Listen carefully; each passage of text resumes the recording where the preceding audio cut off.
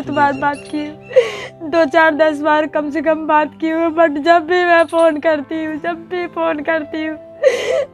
Phone करती हूँ बस उनके मुँह से एक ही आवाज़ निकलता है, पूछते काहे खातिर फ़ोन कैले बाड़ू। हम कहते पापा आपका बहुत याद आ रहा है, लगते हैं रोने मिन्नतें करने की गिराने लगे।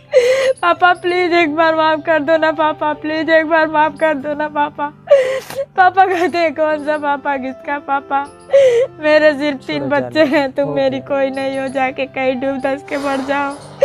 आप लोग बताइए कमेंट में क्या मुझे डूब धंस के मर जाना चाहिए?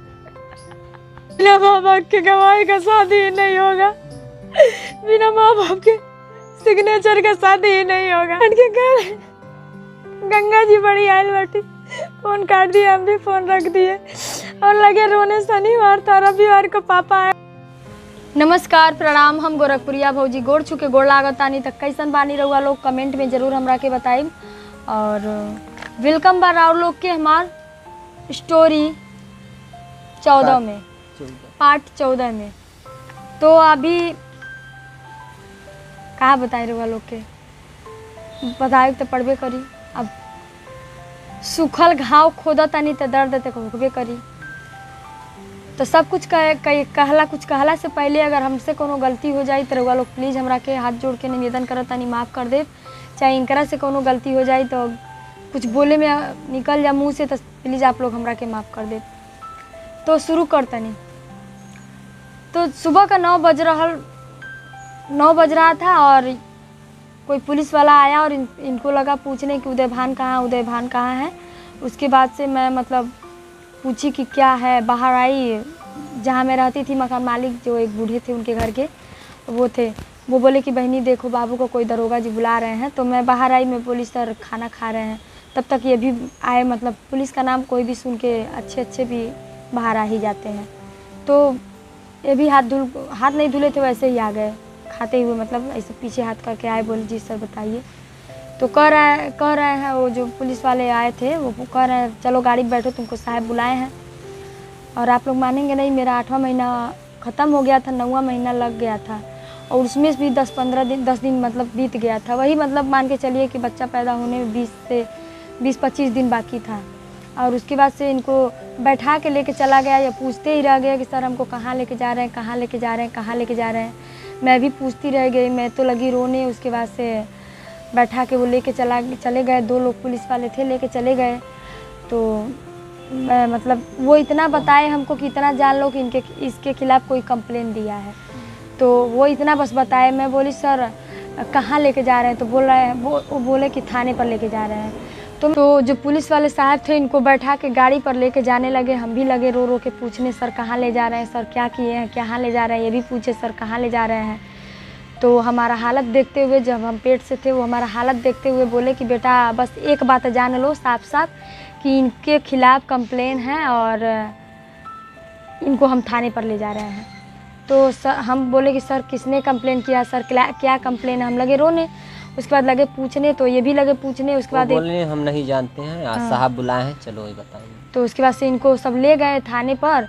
और हम इधर सोच रहे हैं कि हम सुबह बाज़ार में हैं तो सुबह बाज़ार थाने पर ले गए होंगे। तो जब ये लेके चले गए हम भी लगे रोने। और उसके बाद से वो बूढ़ा आके हमसे पूछ रहे हैं कि बहनी कहाँ लेके गई ना। तो हम कहे कि नहीं बाबा हम नहीं जानते हैं। तो कहे कोई कुछ किया है कारे, कुछ कैले बा कारे। तो उनके कुछ वैसा ना हो लगे हमसे मतलब पूछने। तो हम कहे कि नहीं बाबा वो हमन के कुछ नहीं कि कैले और कैसन हम ले गए ना, हम नहीं जानते हैं। उसके बाद से आप मानेंगे नहीं आप लोग, 9 बजे से मतलब इधर उधर छटपटाहट जल्दी गए, नहाए धोए। उसके बाद से तुरंत कपड़ा हम चेंज किए और तुरंत वहीं बगल में किसी से पूछे कि यहाँ थाना कहाँ पड़ता है। तो पता चला कि खोराबार मतलब थाना पड़ता है, आप चले जाइए वहाँ पे। तो हम गए खोराबार थाने पर। तो हम पूछे सबसे, तो कोई कर आके हम तो नहीं जानते ऐसा कोई इंसान। हम इनका फ़ोटो दिखाए कि इनको कोई साहब पकड़ के लाए हैं, बताइए कहाँ हैं। तो कह रहे हम लोग नहीं लाए हैं। अब और हम लगे रोने, एकदम कुछ समझ में नहीं आ रहा था कि हम क्या करें। नहीं तब आप पहले नहीं फ़ोन करवाए थे, कहाँ फ़ोन करवाए थे आप। तो लगे हम रोने। उसके बाद से जब दिन को मतलब 2-2:30-3 बजा, तो उसके बाद से तब हम और एकदम मेरा सांस ऊपर नीचे होने लगा, मेरी बीपी एकदम को लो हो गई और मैं एकदम परेशान हो गई। तो जो मकान मालकिन थी वो आई, पूछी कि क्या है। मैं रो ही रही थी। तो मैं बोली कि दीदी ऐसा बात है और एक पुलिस वाला आया था और उनको लेके गया है। फिर वो बोली अच्छा चलो कोई बात नहीं होगा, अपने घर पे फ़ोन कर लो। तो हम तो उसके बाद से इनके पापा को फ़ोन किए घर पे, तो वो पूछे उनसे कहा कि पापा और इनको कोई पकड़ के ले गया, पुलिस वाला बोला है कि कोई कंप्लेन है और देखिए। तो पापा भी पूछने लगे कि कौन से थाने पे ले गए हैं, तो ये चीज़ हमको नहीं पता था। तो पापा कहे अब इतनी टाइम हम कहा आई भी नहीं कहा। उसके बाद से हमारा तो और एकदम अब कैसे हम कहें कि नहीं इतनी टाइम आइए। फिर हम तब भी हम कहें कि पापा देख लीजिए इतनी टाइम आ जाइए, तो कह रहे हैं पापा इतनी टाइम साधन उधर नहीं मिलेगा, शाम हो गया, हम सुबह एकदम सवेरे भोरे भोरे आएंगे। हम कहें ठीक है। उसके बाद से हम गए घर पे, मतलब जब घर थोड़ा आधा एक घंटा के बाद तब तक ये फ़ोन किए, मोबाइल से करवाए, बोले कि हम झंगहा थाना पे हैं और ये लोग हमको पकड़ के लाए हैं और कोई कंप्लेन किया है कि लड़की भगा के लेके गया है और लेके रहता है बिना शादी की। नाम नहीं लेना उसका। नाम नहीं लेना है। मैं हम नाम लोगों नहीं, को जहाँ पता चल गया था लेकिन वहाँ पे वो लोग नहीं बताए। तो हमको लगा कि हमारे पापा मतलब कंप्लेन किए हैं। हमको ऐसा ही लगा कि हो ना हो पापा को पता चल गया है कि हम जिंदा हैं और उन्होंने कंप्लेन किया है। तो ये चीज़ आप लोग मानेंगे नहीं, इतना मेरा कलेजा एकदम इतना रो रहा था, इतना दिल मेरा रो रहा था, एकदम रो रही थी, परेशान हो गई थी, एकदम कुछ समझ में नहीं आ रहा था कि अब क्या करूं। हम एकदम कुछ समझ में नहीं आ रहा था, एकदम दिमाग ही नहीं काम कर रहा था। इधर पापा भी नहीं आए, बोले थे कि सुबह आऊँगा। मैं भी दरवाज़ा बंद की और रूम में मतलब बिस्तर पर लेट के, एक तो सो भी नहीं पा रही थी, पेट भी बहुत बड़ा था ना, तो सो नहीं पाते थे। वो ज़्यादा हम टहलते वहलते थे, बहुत कम सोते थे। तो एकदम दर्द मतलब अजीब सा होने लगा मेरे अंदर एकदम कि मुझे कहाँ सब ले गए, क्या किए होंगे, क्या कर रहे होंगे, आखिर कौन कंप्लेन किया होगा। फिर उसके बाद मेरा जी नहीं माना, मैं पापा को फ़ोन की और पापा को फ़ोन की तो पापा से मैं अपने पापा को फ़ोन की वहाँ पे अपने पापा के मोबाइल पे। तब तक पापा का मोबाइल नंबर भी मुझे मिल चुका था, पापा मोबाइल ले चुके थे और उनका नंबर भी मुझे मिल चुका था। और उसके बाद मैं पापा को अपने फ़ोन की और पूछी कि मैं पहले फ़ोन की तो वो बोले हेलो, तो मैं बोली हेलो पापा, नमस्ते पापा। तो बोल रहे के बोला था, तो हम बोले कि हम रिंकी बोला था नहीं। तो कह रहे हैं का कर फ़ोनवा कैले बाड़ू। तो फिर हम बोले कि पापा आप कोई कंप्लेन किए हो। तो कह रहा कैसन कंप्लेन। फिर हम कहे कि पापा हमारे हस्बैंड को कोई पुलिस वाला पकड़ के ले गया है और हमारे हस्बैंड को कोई पुलिस पकड़ के ले गया है, आप नहीं ना कुछ कंप्लेन किए हो।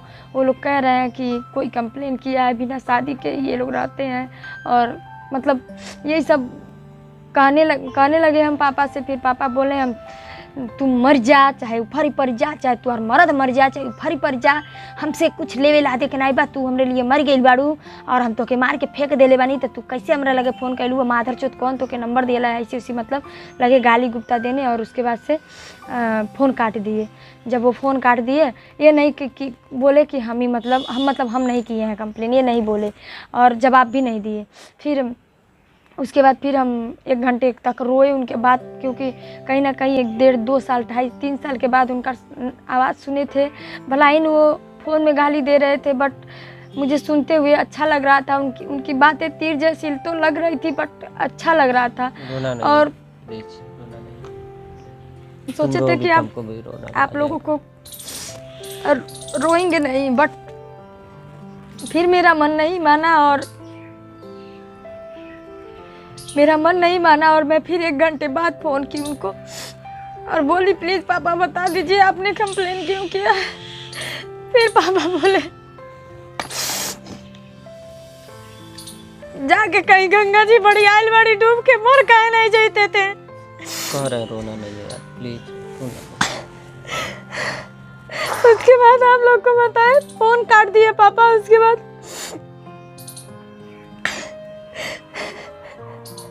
प्लीज यार कहानी कर रही हूँ, प्लीज। फ़ोन काट के कर गंगा जी बड़ी आयल बाटी, फ़ोन काट दिया, हम भी फ़ोन रख दिए और लगे रोने। शनिवार था, रविवार को पापा आए तो पता चल रहा है वो लोग बैठाए हैं। वो लोग बोले कि अब आज नहीं जमानत होगा और कल जमानत होगा सोमवार को। फिर पता चला कि कोई कंप्लेन किया था और हम नाम नहीं ले सकते हैं, इन्हीं के रिलेशन का कोई कंप्लेन किया था, मेरे वहाँ का कोई कंप्लेन नहीं किया था। बट मुझे लगा कि मेरे पापा कंप्लेन किए हैं उसके बाद से मैं मतलब एकदम परेशान हो गई। हम लोग वहाँ जाके हम लोग जब वहाँ हम लोग गए छुड़ाने तो पता, मैं भी गई थी तो पता चल रहा है वो लोग कह रहे हैं कि तुम लोग बिना शादी के रहते हो। फिर हम कहे नहीं सर हम लोग शादी किए हैं, तो कह रहे हैं वो लोग कि कागज़ दिखाओ। हम कहे सर शादी किए तो हम उस समय हम लोगों के पास न तो शादी का कोई फोटो था, कुछ नहीं था, न तो शादी का कोई कार्ड था, मतलब न ही कोई, मतलब ये चीज़ें हम लोगों के पास नहीं थी। इसलिए हमको बैठा लिए थे, बोले अगर तुम शादी किए हो तो तुम शादी का कार्ड दिखाओ, चाहे शादी का कोई फ़ोटो दिखाओ, या शादी कोर्ट मैरिज की हो तो कोर्ट मैरिज का कागज़ दिखाओ। मतलब ये सब चीज़ें हम लोगों से मांगने लगे, तो हमारे पास नहीं था तो हम कहाँ से दिखाएं। तो उसके बाद ये हमारे बाबूजी वकील को लेके आए तो सब बातचीत किए, तो ये उसके बाद तब जाकर हम लोग हमको छोड़े। उसके बाद गए, उसके बिहान भैले बताइए आप। तो सोमवार को बाबूजी इनको छुड़वाए। 3 दिन बिना इनके हम कैसे रहे हम ही जानते हैं, और बिना कुछ खाए बिना कुछ पिए, पेट में बच्चा भी एकदम काट हो गया था, एकदम पानी वानी की वजह से। और हम बहुत परेशान हो गए थे, बहुत डर गए थे, सोच रहे थे अब क्या होगा, अब क्या होगा। मुझे लग रहा था कि कोई मुझसे इनको छीन रहा है, मैं अब इनसे नहीं मिल पाऊंगी, एकदम डर गई थी मैं। और उसके बाद बाबूजी एक वकील को लेके जब इनको गए छुड़ाए तो हम उन्हीं वकील के हाथ गोड़ जोड़े और इन्हीं के गांव के थे, और जाकर के गोरखपुर में वो अपना क्वार्टर मतलब ज़मीन उमीन लेकर वही रहते हैं, वही बनवा लिए, अभी वो वहीं रहते हैं। उन्होंने क्या किया, बोला कि चलो हम तुम लोगों का कोर्ट मैरिज करवा देते हैं, झंझट ही नहीं रहेगा। फिर हम लोग कहे कि ठीक है। तो हम लोग के पास उतना मतलब पैसा था, लेकिन उतना नहीं था जितना वो मांग रहे थे, उतना नहीं था। फिर वो क्या किया, वो अपना पैसा लगा करके 500 रुपया गाड़ी का किराया, दुपहिया उपहिया नहीं था मेरे पास कि हम लोग दुपहिया जाएँ, तो वो 4 व्हीलर बुक करके, मारुति था, वो बुक करके 500 रुपया ले करके गए गोरखपुर गए। तो वहाँ पता चल रहा है कि बिना माँ बाप के गवाही का शादी ही नहीं होगा, बिना माँ बाप के सिग्नेचर का शादी ही नहीं होगा। उसके बाद मैं आप लोगों से क्या बताऊँ मेरा क्या हाल हुआ था। मैं किस मुंह से कहूँ जा कर के अपने पापा से कि प्लीज़ पापा आ करके साइन कर दीजिए, मैं नहीं कह पाई। उसके बाद इनके पिताजी देखे मुझे रोते हुए, इनको रोते हुए, तो वो पापा जी बोले कि चलो तुम मतलब इनकी मम्मी को बोले कि तुम उसकी माँ बन जाना, मतलब मेरी माँ बन जाना, और मैं इसका बाप बन जाऊंगा, और दोनों लोग साइन कर देंगे। तो वहाँ गोरखपुर कचहरी में हम लोग का शादी नहीं हुआ, हम लोग घूम के आ गए, चौरी चौरा तहसील में आ गए हम लोग। दूसरे दिन हम लोग गए वहाँ पे तहसील में, तब मम्मी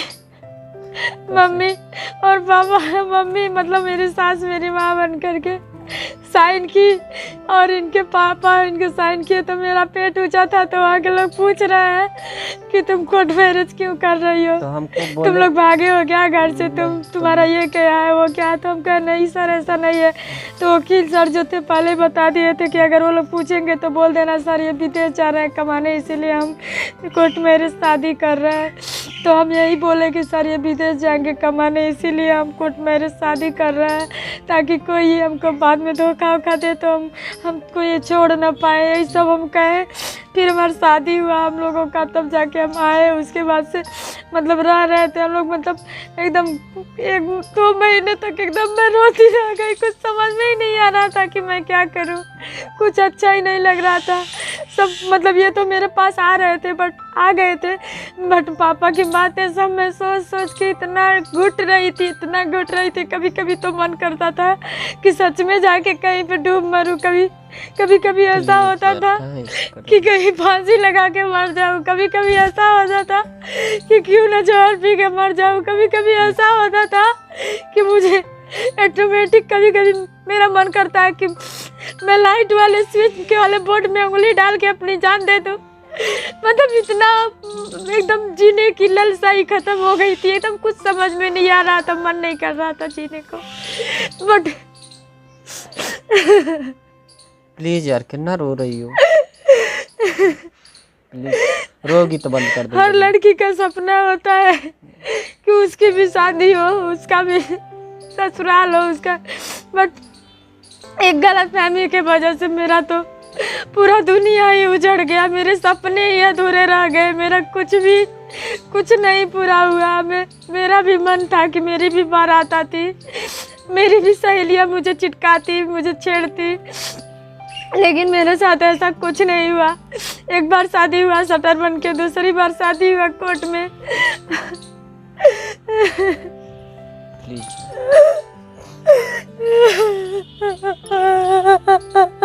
चुप हो यार, प्लीज प्लीज मैं बंद कर दूंगा, प्लीज रो मत, प्लीज बंद कर दो। उसके बाद हम बता रहे हैं। चुप रहो, रहने दो, तुम नई स्टोरी सुनाओगी, अगले दिन सुनाओगी, प्लीज मत।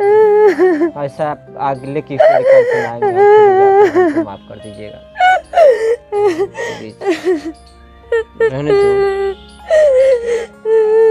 यार, प्लीज प्लीज चुप आ जाओ, प्लीज चुप आ जाओ यार। जानते हैं हम लोग स्टोरी शूट करते हैं, इसलिए हम स्टोरी शूट करना नहीं चाहते हैं। तो आप समझ सकते हैं, पुराना घाव ताज़ा हो जाता है। 16 साल हो गया, जो लड़की अभी तक अपने पिताजी को नहीं देख पाई 16 साल से, तो वो तो जाहिर सी बात है रोने लगेगी। 16 साल पता नहीं हम भी छोड़ चुकी, हम भी उम्मीद छोड़ चुके हैं, कभी नहीं मिलेंगे हमसे, नहीं कभी नहीं मिलेंगे, बाई चले कभी सामने 16 साल का दिन हो गया, हम भी कभी तो सिर्फ मेरे मरने की दुआ करेंगे, मुझे पता है। वो सिर्फ चाहते हैं कि कब मैं मर जाऊँ, ये नहीं जानते हैं कि मेरी भी 3 बेटियां हैं, मैं मर जाऊंगी तो उन लोगों का क्या होगा। मैं सिर्फ अपनी बच्चियों का मुंह देखती हूँ। ऐसा नहीं है कि इन 16 साल में उनसे बात नहीं हुआ है, ऐसा नहीं है, बात की हूँ बहुत बार बात की हूँ, 2, 4, 10 बार कम से कम बात की हूँ। बट जब भी मैं फ़ोन करती हूँ, जब भी फ़ोन करती हूँ बस उनके मुँह से एक ही आवाज़ निकलता है, पूछते काहे खातिर फ़ोन कैले बाड़ू। हम कहते पापा आपका बहुत याद आ रहा है, लगते हैं रोने मिन्नतें करने की गिराने रहे। पापा प्लीज़ एक बार माफ़ कर दो ना पापा, प्लीज़ एक बार माफ़ कर दो ना पापा। पापा कहते हैं कौन सा पापा, किसका पापा, मेरे सिर्फ 3 बच्चे हैं, तुम मेरी कोई नहीं हो, जाके कहीं डूब धस के मर जाओ। आप लोग बताइए कमेंट में क्या मुझे डूब धस के मर जाना चाहिए।